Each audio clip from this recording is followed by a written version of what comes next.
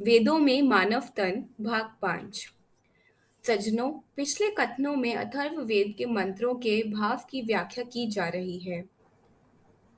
आध्यात्मवाद की दृष्टि से ही इसका महत्व है। पुरातन काल के कथन में अयोध्या का वर्णन अध्यात्म दृष्टि से और कर्म की दृष्टि से भी किया गया है। इस नगरी में सुवर्णमयी कोश है, जो सुख स्वरूप है और ज्योति से प्रकाश से घिरा हुआ है। सुवर्ण सुंदरता के अर्थ में आता है। सुवर्ण स्वर्ण दो शब्द हैं। सुवर्णमय कोश जो है, सुखमय मस्तक ही है। बहुत ऊंची बातें इसमें उत्पन्न होती हैं और यह सुख का स्थान है।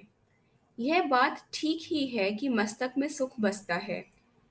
यह वर्णन इसी नगरी के महत्व को जानने में है। जो यह नहीं जानता उसके लिए महत्व नहीं। जो भोगी जीव हैं, वृत्तिमय जगत में रहते हैं, उनको आत्मशक्ति का कोई विचार नहीं होता। यह तो खोजने वालों के लिए है। दूसरे देशों में भी खोजने की चेष्टा लोगों ने की है, किंतु वहां तो राजनीति की अधिक चर्चा और अधिक प्रचार है।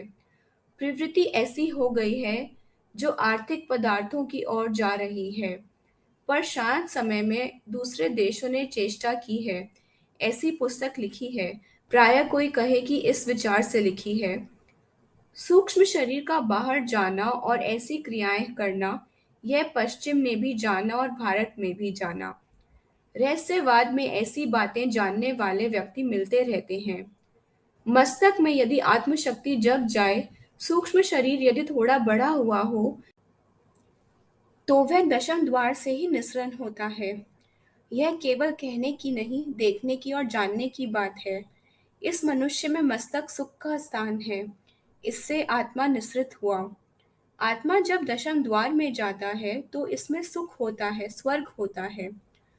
आत्मा के निकट ब्रह्म निर्वाण रहता है।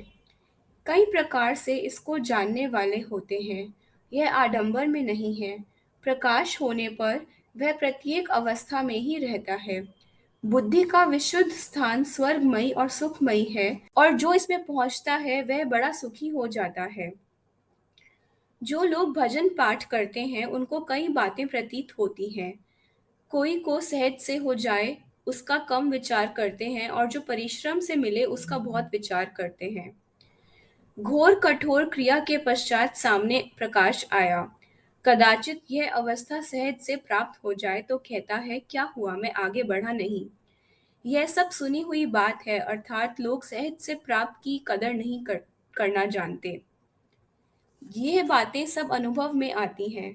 यह जो लोग सिद्धियों का विचार किया करते हैं कि पानी पर पैर रखकर चलना, हवा में उड़ना, यह तो कोई बड़ी बात नहीं। पनडुब्बी में सुभाष चंद्र भी 3 मास तक पानी में रहे। यदि यह तुच्छ सिद्धियां नहीं प्राप्त हुई तो कौन सी बात। मन की स्थिरता ही बड़ी चीज है। यह प्राप्त होना बड़ी ही उन्नति है। जप करता है और मन स्थिर हो जाता है। कदाचित कोई प्रकाश न आए तो इसमें कोई बात नहीं। भगवत इच्छा से यदि आ जाए तो वाह वाह। पर बड़ी बात तो मन का स्थिर होना है। पहले तो भगवान का विचार होना चाहिए। यदि हम समझते हैं कि वह कभी प्रकट नहीं होता, फिर तो ऐसी समझ वालों को संदेह होगा। यदि आप रूप को समझते हैं तो हम शब्द देते हैं। रूप भी आते हैं, राम का, कृष्ण का आदि। आदित्य स्वरूप भी आता है। सूर्य उपासना में यह बात है। रूप तो अंत में हमारी भावना के अनुसार आते हैं। यूरोपियन तो गोरा स्वरूप ही बनाएंगे, ऐसे ही जैसे इतिहास में वर्णन है।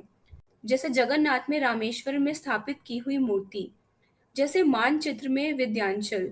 यह भला कहाँ होता है वहां। रूप का प्रकट हो जाना कोई कठिन नहीं है। जो नहीं मानेगा उसकी एकाग्रता कहाँ। मनन करें तो यह बातें अनुभव होती हैं, लहरें आती हैं, लयता आ जाएगी, भूल जाएंगे। पर कोई अभ्यास करे तो भजन में रहते रहते लहरें आती हैं और पता न रहे कि कहाँ पर हूँ। मुझे कहना यह है कि आदमी जिस प्रकार सच्चा हो, पहले जैसी धारणा हो, तो वह बात बनती है। इस प्रकार भगवान की विभूति भी प्रकट होती है। महर्षियों ने कहा था, जो जानते हैं वे कहते हैं हम नहीं जानते। अर्थात ब्रह्म को जानने वाले कहते हैं कि हम उसको नहीं जानते। रहस्यवाद में ऐसी बात है। प्रकाश, शब्द, आनंद का अनुभव होना, ये सब भगवान की कृपा है। मुझे कहना यह है कि ऐसा अवतरण होता रहता है। हम तो यह भी मानते हैं कि थोड़े शब्दों में बातें भी होती हैं। मुझे यह कहने में संकोच नहीं कि एक पर शब्द आता था। उसने कहा, मुझे दर्शन दो। शब्द आया, तो किस रूप को देखना चाहता है? वह चुप हो गया। रूप तो वह स्थिर नहीं करता। भगवान तो जिस रूप में चाहे मिल, कई रूपों में वह आया। नाम उपासना में रूप दें तो बड़ी कठिनाई आती है। यह हम क्या बताएं कि वह कृष्ण रूप में ही था, राम में नहीं। हम तो नाम उपासना करते हैं जो सदा नया रहता है। रूप तो होकर भी नहीं रहे। नाम से ही रूप का बोध होता है। उसे गॉड कहो, अल्लाह कहो, सभी में वह व्याप्त है। नाम उपासना बहुत सुंदर है। तुलसीदास जी ने भी ऐसी ही कल्पना रामायण में की है। मुझे कहना यह था कि भजन करने वालों पर विभूति दैवी कृपा होती है। जो धन कमाता है, धन के मूल्य का उसको पता लगता है। यद्यपि उसकी फर्म बाद में कितनी ही बड़ी हो जाए, पर इस धनी का लड़का धन का महत्व क्या जाने। इसी प्रकार आलसी प्रमादी भक्त भी सहज से आई हुई राम कृपा का महत्व नहीं जानता, क्योंकि वह उसकी कमाई नहीं है। नाम मेरी झोली में डाल दिया, यह राम कृपा है। कोहिनूर हीरा जो विक्टोरिया के ताज में लगा हुआ है, वह हैदराबाद क्षेत्र में एक किसान को खरबूजे के खेत में मिला था। महात्माओं की संगति से और राम कृपा से प्राप्त लाभ, इसका भक्त लोग गौरव नहीं मानते, क्योंकि उन्होंने कोई तप नहीं किया होता, फिर भी आनंद की लहर आती है। हरेक का मस्तक एक कोश है। सुरती जब वहां पहुंचे तो आनंद की लहर आती है। मनन करे, ज्ञान होना चाहिए, यह समझ होनी चाहिए कि मेरा आत्मा ऊंचा हो गया। यह स्वर्ण का कोश है। सद्ग्रंथ पढ़ते पढ़ते जिसमें सत्य हो, ऐसी बुद्धि पैदा होती है।